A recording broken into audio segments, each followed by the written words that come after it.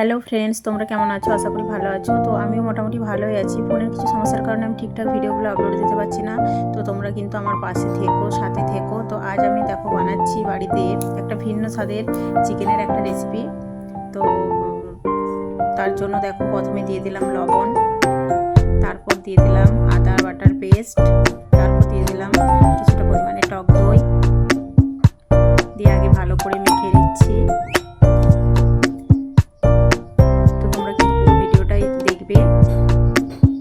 আর যদি ভালো লাগে অবশ্যই তোমরাও রান্না করে খেও। তো এবার এর মধ্যে আমি কিন্তু দিয়ে দেবো কিছুটা সরষের তেল, দিয়ে সরষের তেলটা দিয়ে ভালো করে মেখে নিচ্ছি।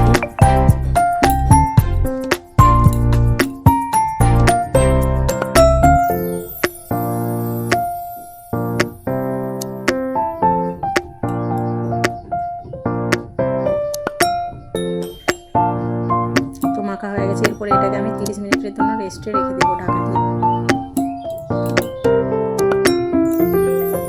আর এদিকে দেখো আমি মশলা সব নিয়ে নিয়েছি, আর এদিকে নিয়েছি কাজু বাদাম আর কিশমিশ, এগুলোকে আমি দুধ দিয়ে ভালো করে পেস্ট বানিয়ে নেব। আর এদিকে কড়াইয়ে দিয়ে দিয়েছি সরষের তেল।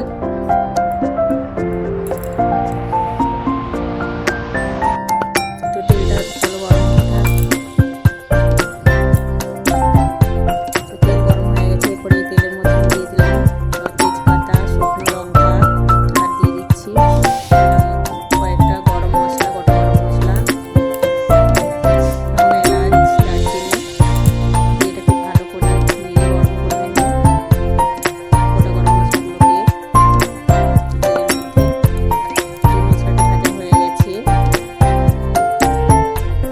এবার এর মধ্যে আমি দিয়ে দিচ্ছি গোটা জিরে, দিয়ে দিলাম 1 চা চামচের মতো। তো এবার আমি দিয়ে দেবো একটা বড় সাইজের কুচিয়ে রাখা পেঁয়াজ।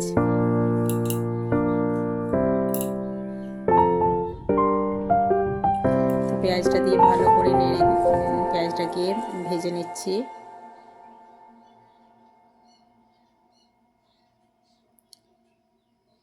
তো পেঁয়াজের গা থেকে তেল ছেড়ে দিয়েছে, খুব একটা ভাজবো না, পেঁয়াজটা একটু নরম হয়ে গেলেই এবার ওই ম্যারিনেট করা চিকেনটাকে দিয়ে দেবো। তো এবার চলো দিয়ে দিই ম্যারিনেট করা চিকেনটাকে।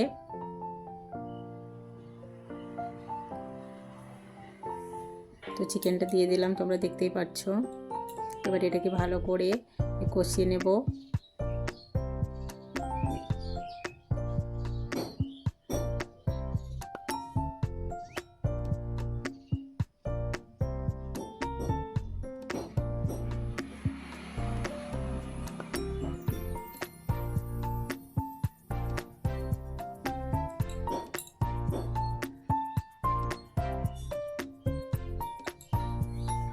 তো এরপর আস্তে আস্তে চিকেনটার গা থেকে জল ছেড়ে দিয়েছে, দেখো।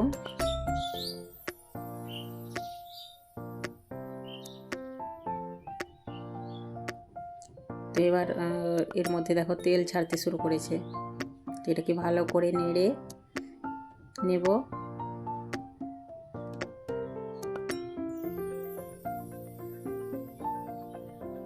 এবার এর মধ্যে আমি দিয়ে দিচ্ছি কাশ্মীরি লঙ্কার গুঁড়ো, আর দিয়ে দিচ্ছি গুঁড়ো গরম মশলা, আর দিয়ে দিচ্ছি অল্প পরিমাণে চিনি মিষ্টির জন্য। ভালো করে নেড়ে নিচ্ছি।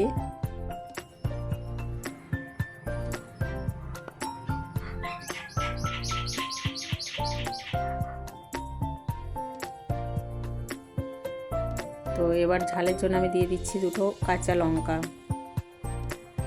আর এরপর দিয়ে দেবো সে বেটে রাখা দুধ দিয়ে কাজু আর কিশমিশের পেস্টটা।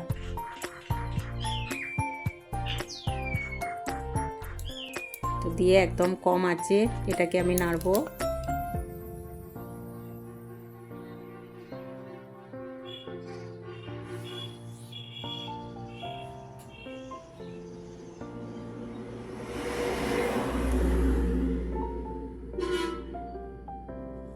একটু জল দিয়ে দিচ্ছি।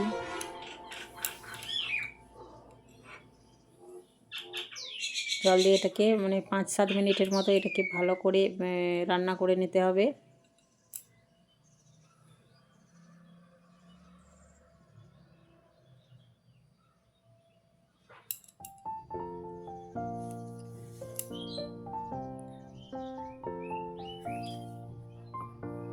আর জল দেওয়ার কারণে আর একটু লবণ দিয়ে দিলাম।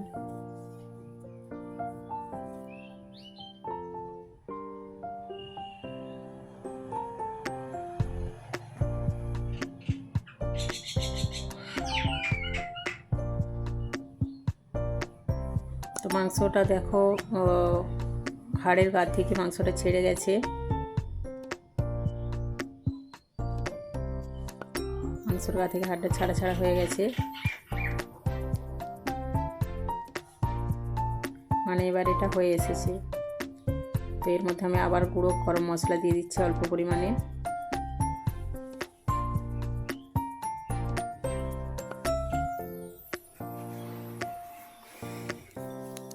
এইভাবে তোমরা অবশ্যই রান্না করে খেও, যদি না কেউ এইভাবে রান্না করেছো। তো দেখো খেতে একটা আলাদা ধরনের স্বাদ লাগবে এবং খেতে খুবই সুস্বাদু হবে। গ্রেভি গ্রেভি টাইপের হবে, খুব একটা ঝোল হবে না।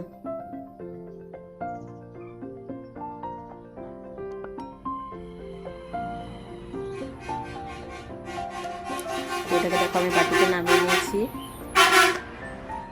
তো এই ভিডিওটা যদি তোমাদের ভালো লাগে অবশ্যই লাইক কমেন্ট শেয়ার করে দেবে, আর আমার চ্যানেলটাকে সাবস্ক্রাইব করে দিয়ে পাশে থাকবে যদি তোমরা আমার চ্যানেলে নতুন হয়ে থাকো। আর তোমরা ভালো থাকবে, সুস্থ থাকবে। আর জানি না আবার কবে ভিডিও দিতে পারবো, ফোনের যা প্রবলেম এসে গেছে। তো সবাই সাথে থেকো, পাশে থেকো, এটুকুই আমার তোমাদের কাছে রিকোয়েস্ট।